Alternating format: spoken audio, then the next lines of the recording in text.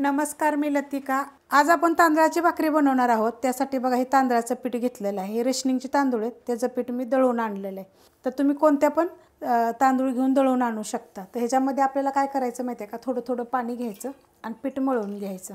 Recipe बघितली की like आणि कमेंट करत जावा आणि तुम्हाला अजून कोणत्या भाकरी बघायच्या ते पण मला कमेंट करून सांगा। मी याच्या अगोदर ज्वारीची भाकरी पण टाकलेली आहे, बाजरीची भाकरी टाकलेली आहे। तर असं थोडं थोडं पाणी घ्यायचं आणि हे पीठ जे आहे माझं ते 2 ते 3 दिवसापूर्वीचं आहे।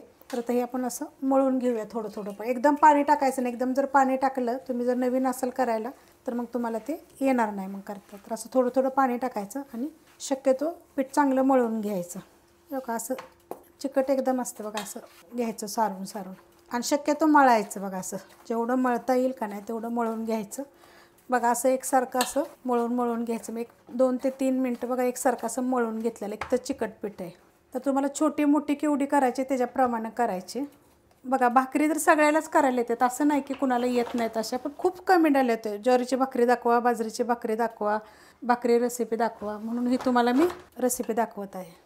आता ही काय माहिती आहे का, मी असं हातानं तुम्हाला थापून दाखवते। करंगळी आहे ना ही आपली, अशी असं पकडायचं जर तुम्हाला जमत नसेल तर। आम्ही काय करायचो, दोन्ही हातानं थापायचं बघा। आता हे परात कसे बघा हलते, हे दिसतं असेल तुम्हाला हलते ते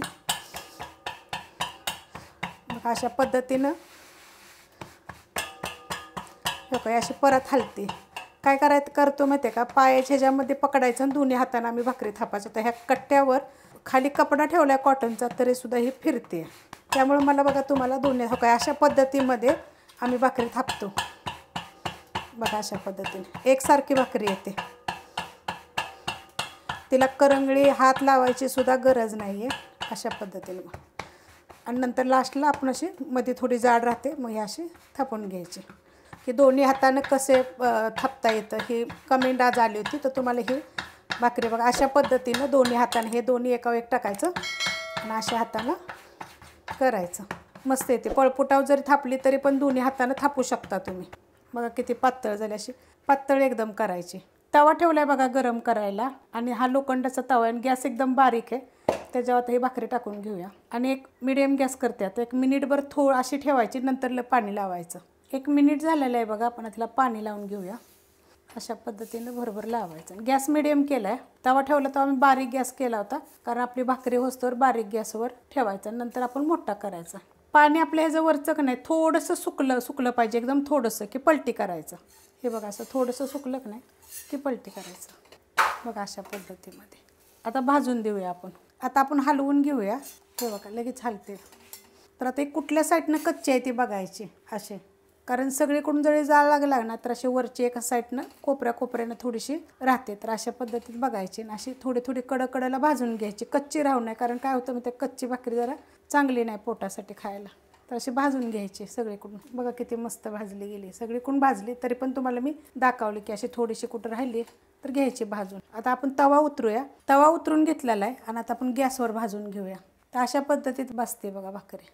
मी काल ज्वारीची भाकरी तव्यातच भाजून दाखवली, त्याचा पापुडा पण काढून दाखवले। आता तुम्ही अशी हो का हे अशा पद्धतीत भाजायची, कुठली पण भाकरी ज्वारीची असू द्या बाजरीची असू द्या अशी भाजून घ्यायची। मग बघा किती मस्त फुगलेली, फक्त आपले जे उलत नाही ना तिथे तसं लावून ठेवायचं।